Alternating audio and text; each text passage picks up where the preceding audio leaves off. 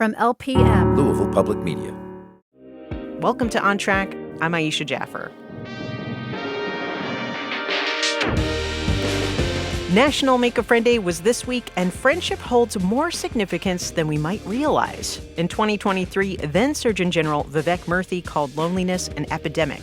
That same year, the World Health Organization declared loneliness a global public health concern. Today, we'll talk to friendship researcher Dr. Jeffrey Hall about the challenges of making new friends as an adult and how technology can affect relationships for better or worse. But we'll start off today with Hannah Brosnan, Executive Director of Mental Health America of Kentucky, who brings over 10 years of experience in behavioral health treatment and education. She's here to talk about how we got here, what makes it harder to form new connections, and what we can do to tackle the loneliness epidemic in our community. Hannah, thank you so much for being here. Thank you for having me. So I think maybe we should start with defining the issue at hand, because you could be physically alone and not feel lonely. You could be surrounded by people and still feel lonely. So what really is loneliness? So loneliness, as you said, is experienced differently by everyone, but it's really that feeling of being isolated or separated or not accepted by the people around you. Okay. So if we're thinking of this on a wider national scale or even a global one, how do you feel we got to this point where it became an epidemic? So loneliness was really highlighted by the COVID-19 pandemic. And actually in 2018, Cigna surveyed 2,000 U.S. adults, and nearly half of those respondents reported that they sometimes or always feel alone and or left out. Wow. It's a staggering amount. And I think you just mentioned this. The COVID-19 pandemic has influenced this ability to connect. How do you feel like it's added to those barriers of connection? What's changed in the social world? Well, a lot of people connected with folks differently throughout the pandemic than they normally would have. So via social media, over the phone, and not as much in person. Well, this is a real problem. The then Surgeon General Murthy stated that loneliness is as deadly as smoking 15 cigarettes a day and more lethal than consuming 6 alcoholic drinks a day. It's dangerous business to be lonely. So what are ways loneliness is affecting both our physical and mental health? Yeah, absolutely. So as you said, the Surgeon General study really emphasized the scientific findings from various disciplines that point to social connection being a significant predictor of longevity and better physical, cognitive, and mental health, and that social isolation and loneliness are significant predictors of premature death and poor health. So these feelings of social isolation and lack of connection can really impact us, our sense of well-being, our sense of safety, our economic prosperity, our educational attainments, and more. Are there any local organizations or community-driven initiatives in Kentucky working to foster connections among people? Yes, absolutely. So local community centers are a great place to start when wanting to connect with your community. Faith communities tend to be really effective way for folks to connect with others. And a lot of organizations are focusing on providing support for folks who may have specific interests or needs. For example, NAMI Louisville has a connection group that meets regularly for peer support for folks who may be experiencing some mental health symptoms or challenges. That's really great. Are there any...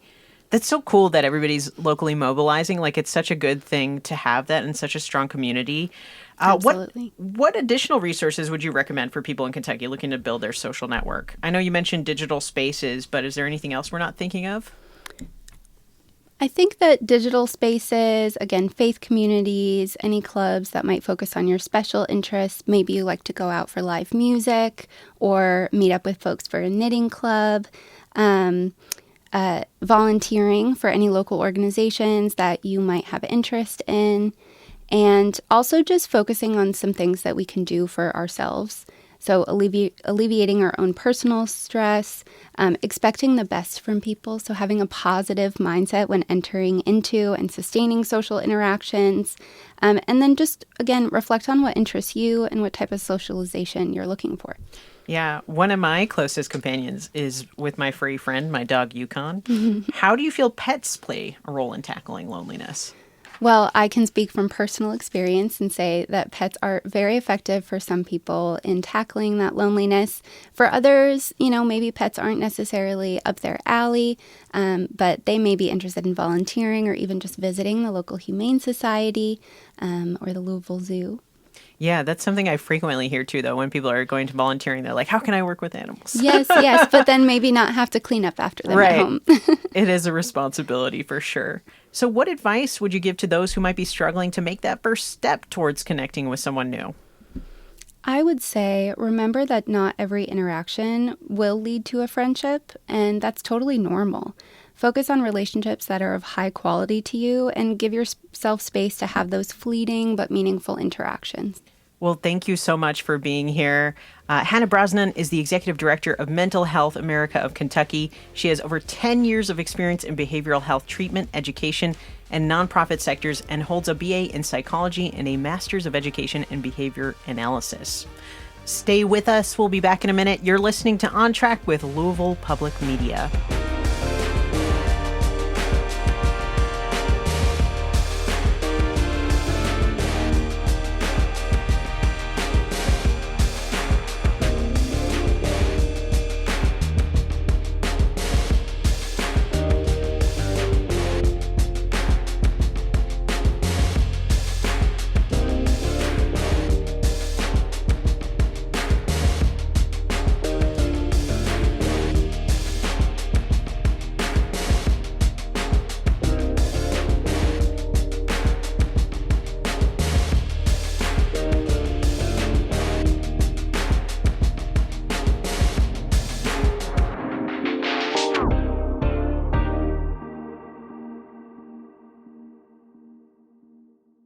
February 20th marks 75 years of public radio in Louisville. We're kicking off the anniversary year by celebrating on the radio and online. Listen on Thursday, February 20th for your chance to join in the celebration. Visit lpm.org/75 to learn more and participate.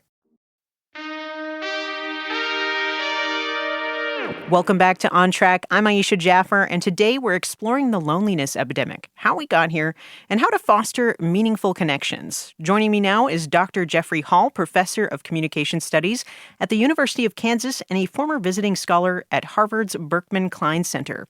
He's an expert on friendship, and he's written for the Wall Street Journal on Gen Z workplace dynamics, digital media, and social connections. His award-winning book, Relating Through Technology, was released in 2020, and his latest book, The Social Biome, co-authored by Dr. Andy Merola, is out this month. Dr. Hall, thanks so much for joining us on Track. It's a pleasure to be here. I'm really excited to get your expertise on friendship as a friendship expert. And earlier, we were talking about the COVID-19 pandemic and its effects on loneliness. And during that time, we turned to more digital means to connect. So what role do you think social media is playing in the loneliness epidemic right now, for the better or for the worse? So I think the best way to think about the loneliness epidemic in relation to social media is that people turn to social media because they're lonely. So in many ways, that social media likes a lot of sense about why a person who feels lonely would turn to it. It's a place to get parasocial connections with celebrities, content creators, and influencers. It's a place to see what old friends and family are doing. It's also a place to sort of connect with different online communities. So a lot of times when people find themselves in a position where they're not finding the kind of connection that they really want, including during the pandemic, they turn to social media in order to find it. So do you think that's a positive thing, or do you think that has negative effects to it as well? So a lot of the conversation out there is about this idea that social media actually causes loneliness. And I can tell you, as a person who's authored those studies and reviewed that literature, it's just not the case that social media is really playing a large role in people's individual loneliness, but also our loneliness sort of epidemic that's going on in society. It's just too small of a factor, really, in the big picture to be playing a big role. Instead, I think what we can think about is that the way you use social media makes a much bigger difference in whether or not you're lonely than it is the case that social media itself causes both good or causes one thing, either good or bad outcomes. Yeah, because there's so many ways. It's such a vast thing, right? There's so many ways to use that, and to use that to maybe even connect in person. We were talking earlier about all these programs like Meetup and Time Left, and it's an information hub in a sense. And I thought this was really cool. You actually did a study testing different mediums of connection and their effects on levels of real connection and social satisfaction. It compared phone calls, video chats, text, direct messages, email, and social media. So when you did that study, what did you find was the best weighted medium for connection? Yeah, the best one is actually one of the oldest ones, which is a telephone call. So we found that over time, over long periods of time, in the moment, but also at really times of life where you need to connect with people or you need to find people, making that old-fashioned telephone call really seemed to move the needle more than any other modality of connection. But one important caveat came from our findings that I think is worth repeating, which is any form of contact is better than nothing. So if your options are within a day having no social interaction and having social interaction through text or having interaction through group chats or through a phone call or a video chat or face-to-face, all of them are better than nothing. So I really want to emphasize the idea that some are better, but really to be social is its own reward. Right. And well, I am curious though, for the phone being the most weighted, what is it about it? Do you know? Is there a what or a how factor of that? Yeah. Well, I think there's three factors that we want to kind of keep in mind when we think about what the phone does. First, it's synchronous. People, when they hear a voice in their head, just as I'm hearing your voice in my head right now, people talk about the sense of sort of you can almost feel the person with you. You can hear them in your own head in a way that you do when you're face to face. And when you're connecting with someone you love, like a family member or a close friend, just hearing that signature of their voice tends to have the sort of positive effect where you feel the sense of connection within us. The second one I think that really helps here is that the phone calls more kind of seamlessly fit into our day-to-day lives than do video chat. So the evidence is growing that people who really like video chat get as much out of it as they do phone calls. But a lot of people talk about using the phone in a way where they're able to go for a walk, they're cook some dinner, they're able to do some other things while they're talking to a friend or family member. And so it kind of blends into our everyday environment in a way that really allows for us to kind of keep doing the thing we're doing and almost as if our friend is right there next to us. But the third way I think we want to think about this is compared to things like social media or texting or other ways of communication, it tends to be a lot more information rich. It tends to also have a lot more just basically more words, more time, more content, and all of those things tend to make a difference in whether or not we feel connection. Yeah, that's maybe my favorite form of medium as well, because I feel like, I process things better as I'm doing something at the same time. And maybe that's different for everyone. And I think it's funny, though, to hear because there's this stigma, right, about oh, no, a phone call, how terrifying. But I quite like it personally. You know what cracks me up is that I've done research on this, and back in the late 80s, there was a poll, and it said, do you like talking on the phone? And in 2008, there was another study that said, do you like talking on the phone? And the portion of people who just do not like it has remained relatively constant over time. Some people just hate talking on the phone, and some people like you and I really like it. Yeah. Well, maybe it's just we're talking about it more. Which I love. Well, I think this is cool. In an article, you had said, don't take that shortcut. Despite its ease, technology is no substitute for meeting in person. Yes, a vibrant in-person social life takes a lot of mental energy. The more energy you spend, though, the more you get back. Like going to the gym, the more you do it, the better you feel. So in-person connection is more energizing than energy draining. Why do you think that is?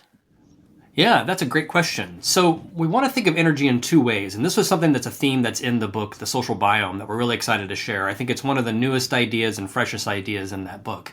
And we want to think of energy both as something that happens kind of in the moment, but also something that's kind of like a renewable resource. So when we think about an in-the-moment interaction, research that I've done with Andy and on my own, what we find is that face-to-face conversations about emotionally difficult content that require a lot of focus, that are also take a lot of time, are the most draining, right? And that content can be either positive or negative. So what I mean by that is people will say, I went to a wedding and I saw all these people and I was catching up and I was having a great time. Still super draining. Or I went to a job interview and oh my gosh, it took so much out of me and I wasn't sure if people liked me and I was worried about getting the job. Very draining. What's interesting is it doesn't have to be good or bad to take a lot out of us, but the more that we engage in that process of using sort of our social energy to connect with one another, the more we kind of build up our social battery over time, and each one of these things becomes easier over time. So one thing relating back to the phone call, a lot of people say that once they kind of establish kind of a routine of having a phone call with somebody, it becomes easier the next time to have that conversation. You catch up with them, it's less awkward, it just sort of blends into your day-to-day affairs. So when we think about the big picture, though, what we really want for people to be able to do is sort of grow their vitality through connection. So the concept that we work with is you have energy to connect with people because you're working at connection. When you are constantly sort of putting that work into one another, we actually get it back in return and revitalize social energy to connect more. I really love that. I think it's almost like a myth buster because in a way we're choosing, we'll talk about this later, but we're choosing kind of to stay in more solitude. So before we get there, though, because we're talking about this, energizing each other, being in person, like some trends have shifted where remote work has become more prevalent post-pandemic and many adults are working in more isolated settings. How do you think this shift impacts long-term opportunity to build these friendships and in-person connections? And do you see this kind of evolving over time? Yeah, that's a big open question about the evolution of it. Some people think that this is kind of a blip and that companies, especially when the next recession comes or otherwise, will call back their employees. You already see tech companies doing that. You see a lot of tensions between employees and employers around this issue. So whether or not long term we're going to see the kind of rates of working remotely continue, it's hard to say. I will add to that too, it's still twice as high than it was in 2019. So although it's not nearly as high as it was in 2020 when we all went remote, it was definitely the case that by, still today, we're seeing twice as high rates than 19. And does it affect our in-person relationships? It absolutely does. One thing we want to think about here is that when I am in a workplace or at a college campus or any place where I see people over and over again, I have these little micro affirmations. I smile at them, I say hello, how you doing? There's what's called water cooler talk, there's chit chat, there's check-ins. All of these things are small social interactions that give us a sense in which we belong in that place, and they're the bedrock of friendship. Without those small moments of connection, you don't learn that someone shares your fascination with your favorite hobby, or your kids go to the same school, or that you share a similar experience. Those little things become kind of animating features that make us want to form deeper connections with our friends at work. What happens with remote workers is that all of their contact tends to be through technology, and we don't tend to write an email or during a video chat call, hey, my day was really great, I love the sunshine today, and my kids are true and terrific. We don't do that because it really maximizes efficiency in our online communications at the workplace. But I don't think that efficiency is the best thing that we should be doing either for social connection or for friendship.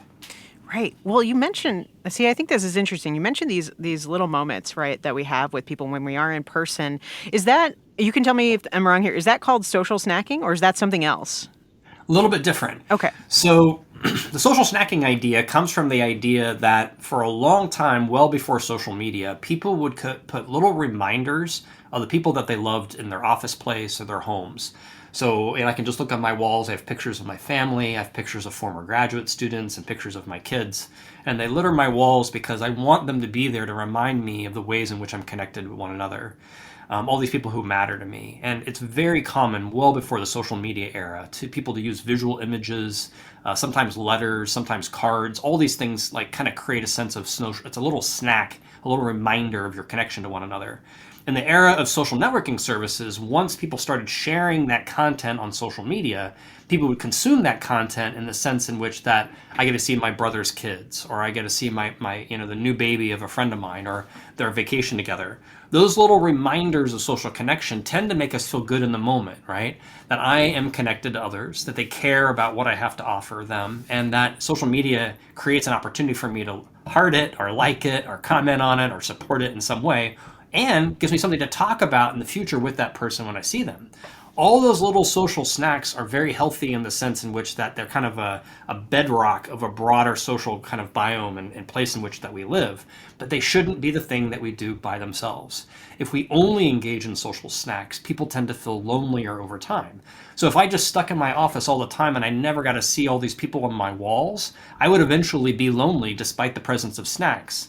Similarly, if you only use social media to connect and never had face-to-face interactions, you may be nourished better than nothing, but it's not a long-term solution to building good connections with one another.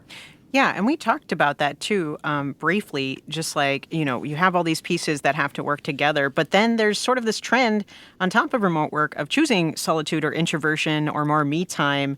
How do you think this cultural shift is affecting loneliness? Oh, tremendously. I think there's no question that we have embraced the idea that spending time alone is something to be celebrated right now.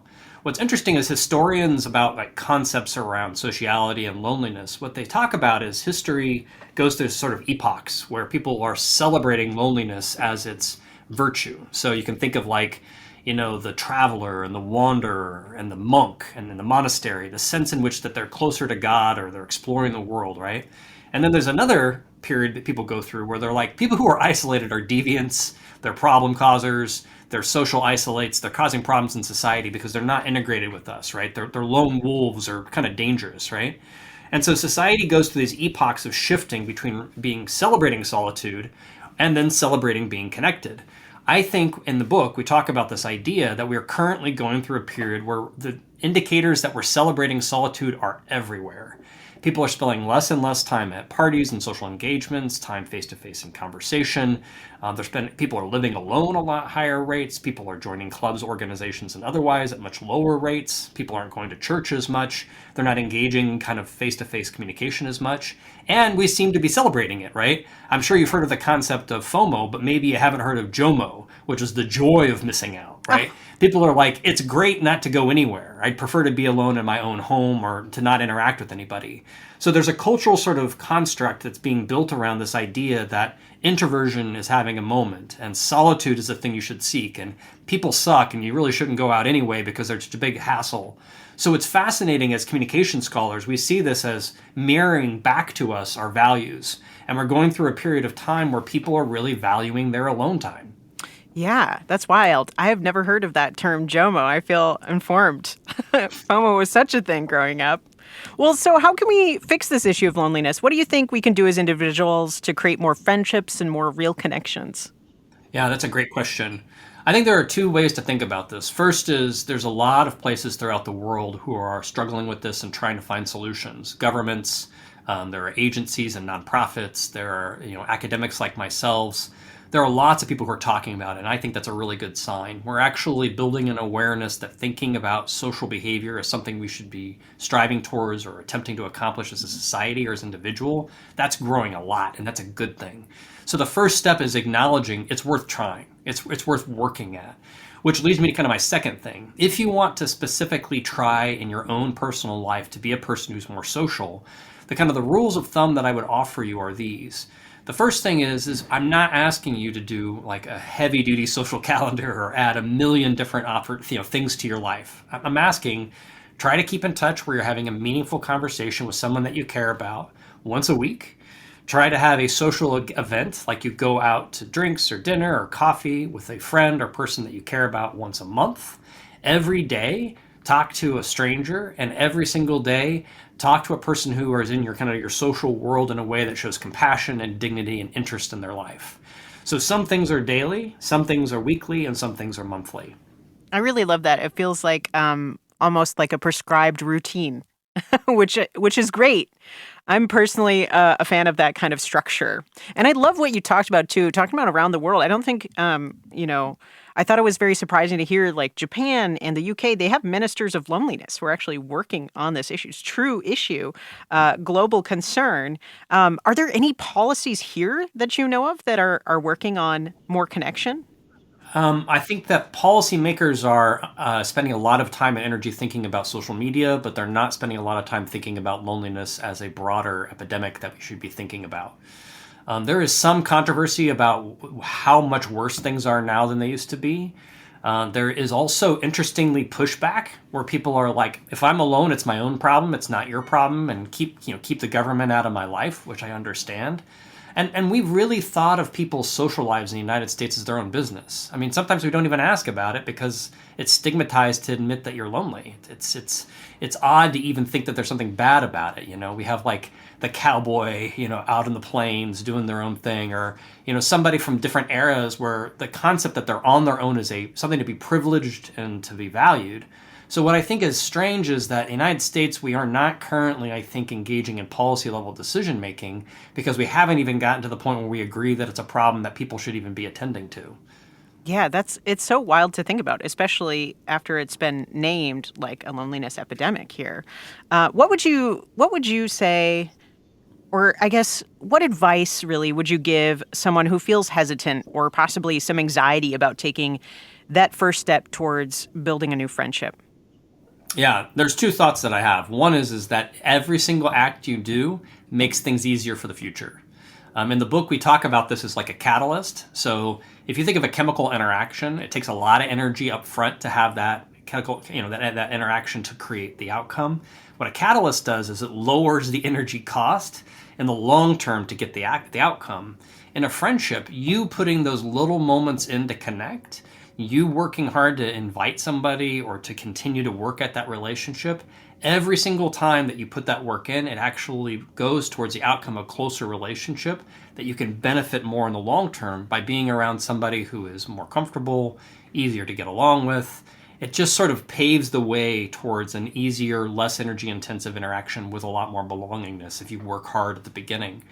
The other I'd say is that you don't just have to focus on new friends. You can think about actually spending time with the friends you already got.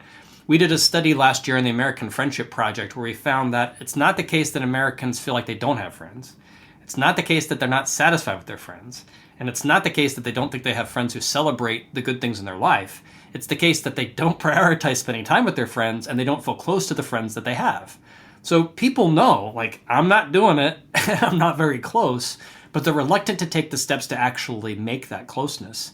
So rather than the threats or risks, perhaps, of developing a new friendship, which are indeed risky, instead we can think of, I want to reconnect and spend time with the friends I've got. I want to see them once a month to have dinner together because we had such a great time last time, and put it on the calendar to do it over and over again.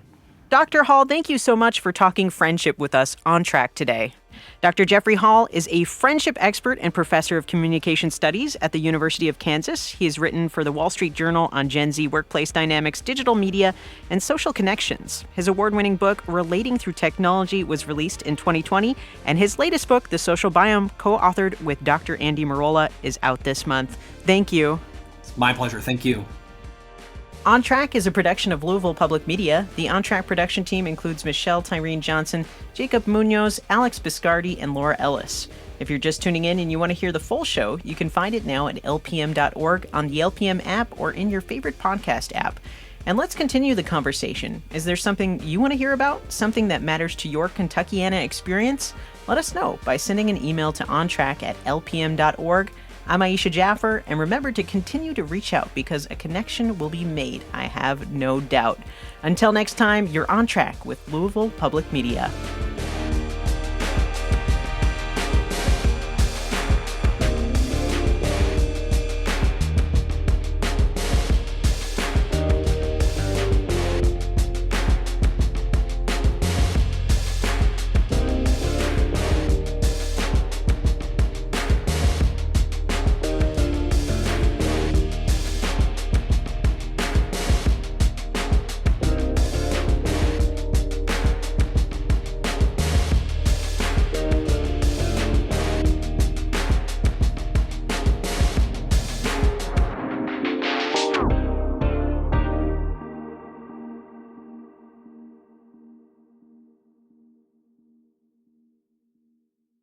If you're a facilities manager at a university, you know students rely on the cafeteria for breakfast, lunch, dinner, and the occasional late-night snack. So when a dishwasher breaks down and dirty plates pile up, the mess hall can turn messy in the blink of an eye.